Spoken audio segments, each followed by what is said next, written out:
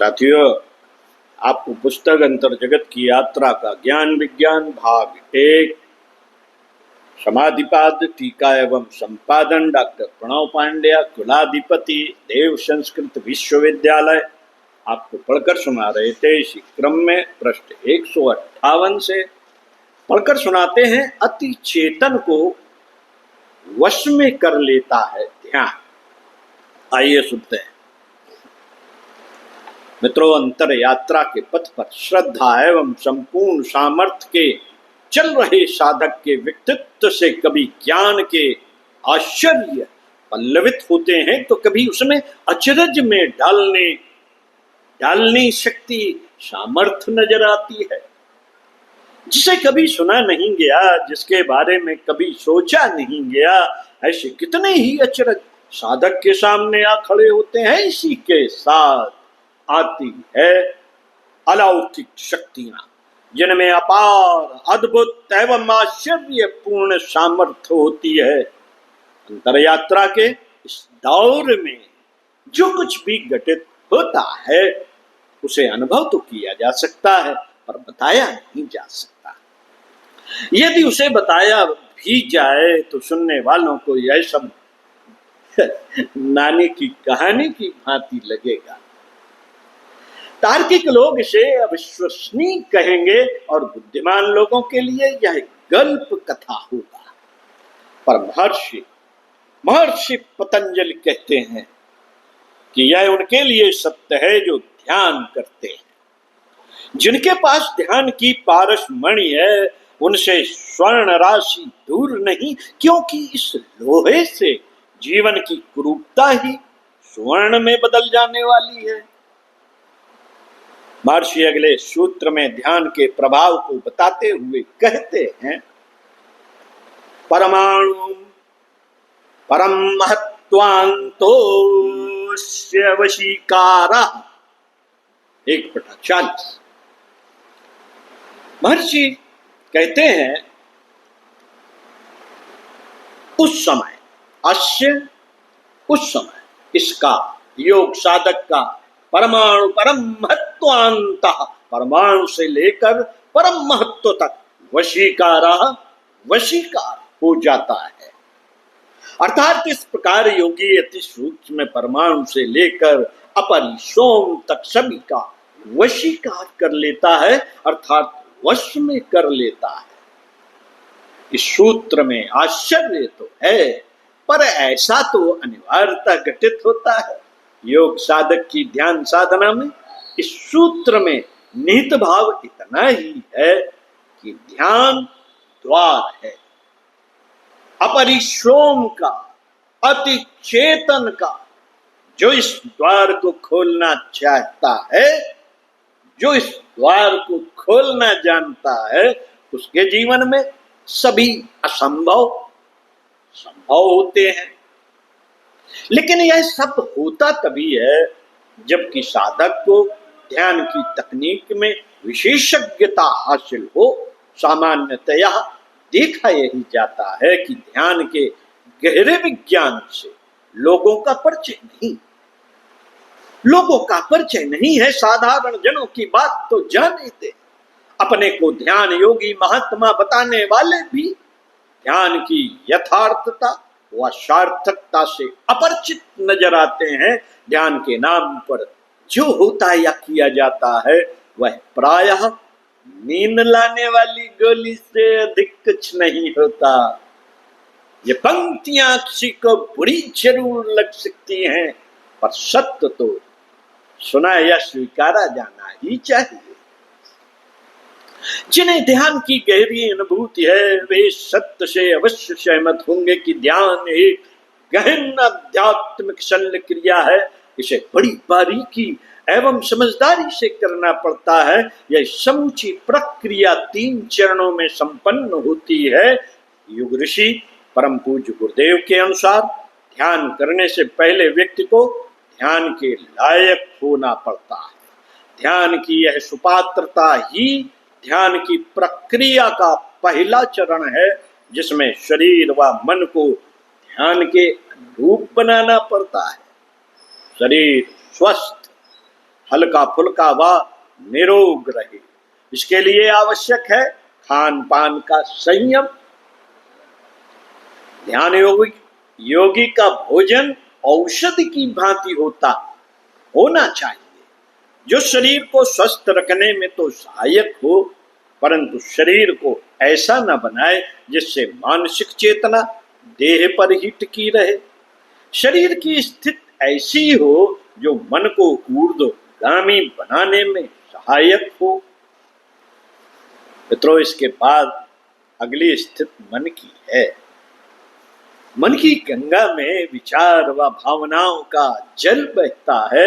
इसे प्रदूषण मुक्त करना एवं इस प्रवाह को नियंत्रित करना, इसे ऊर्जा केंद्र के रूप में परिवर्तित करना ध्यान योग के साधक की अगली चुनौती है। जिस तरह से नदी के जल पर बांध बनाकर उस जल के वेग को शक्ति में परिवर्तित किया जाता है, कुछ इसी तरह की चुनौती साधक ध्यान के साधक की भी होती है। यदि जलधारा के वेग को नियंत्रित न किया जा सका तो इससे टरबाइन चलाना संभव नहीं होगा।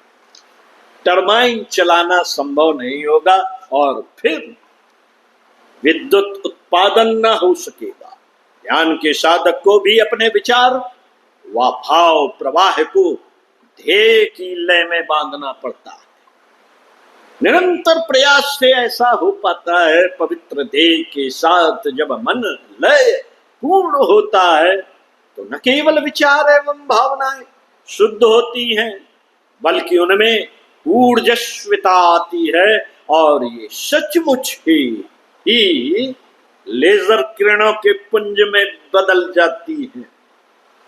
सचमुच ही लेजर किरणों के पुंज में बदल जाती हैं।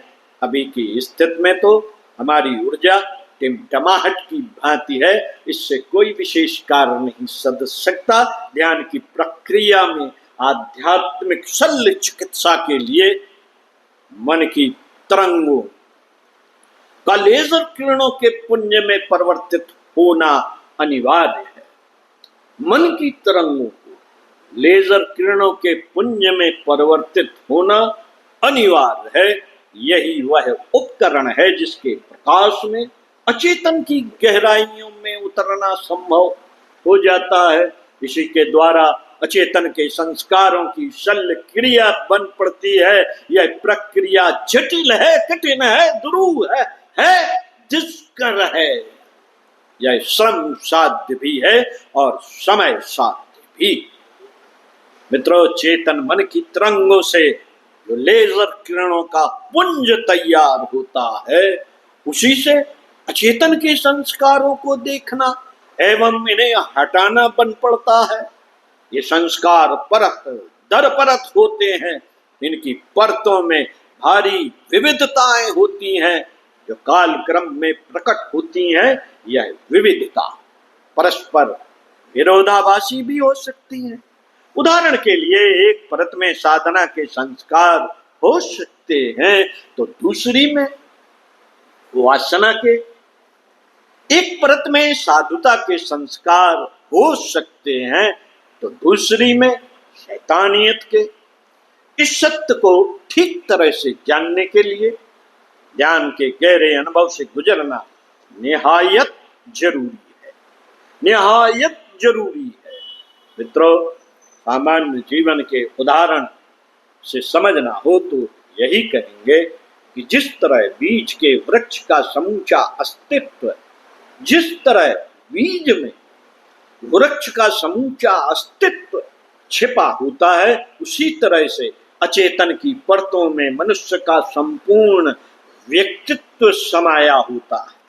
बीज से पहले कोपलें एवं जड़ें निकलती हैं। उसकी कोमलता को देख औसत व्यक्ति यह नहीं सोच सकता कि इस वट बीज में कितना बृहत आकार छुपा है, परंतु काल क्रम में धीरे धीरे सब प्रकट होता है।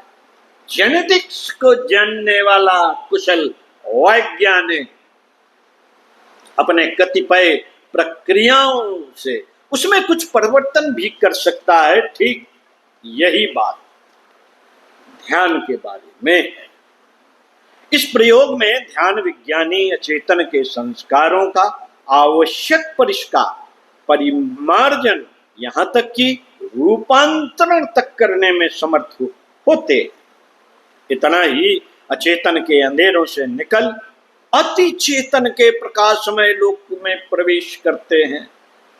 इतना ही अचेतन के अंधेरों से निकलकर अति चेतन के प्रकाशमय लोक में प्रवेश करते हैं और तब आती है वह स्थिति जिसके लिए महर्षि पतंजलि कहते हैं कि योगी हो जाता है मालिक।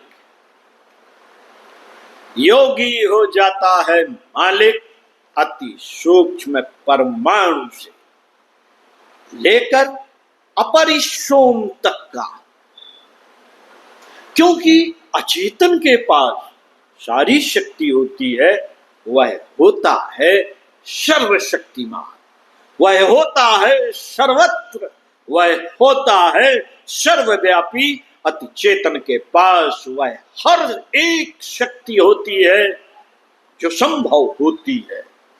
यह वह स्तर है जहां सारे असंभव संभव बनते हैं। ओम शांति। साथियों, चिंतन मनन का विषय यह प्रसंग थोड़ा सा ध्यान साधना करने वालों को झकझोर सकता है, क्योंकि पहले ही चरण में मामला कठिन है, फिर दूसरे चरण में और कठिन, तब कहीं तीसरे चरण में पहुंचते हैं। तो शुरुआत तो की जाए। परम पूज्य गुरुदेव 5 बजे ध्यान कराते हैं 3 शरीरों का, शुरुआत तो वहीं से होगी। अनुष्ठान कराते हैं, 9 दिन का अभ्यास कराते हैं आस्वाद व्रत के साथ। शुरुआत तो वहीं से करनी होगी, अभ्यास तो करना ही पड़ेगा। ओम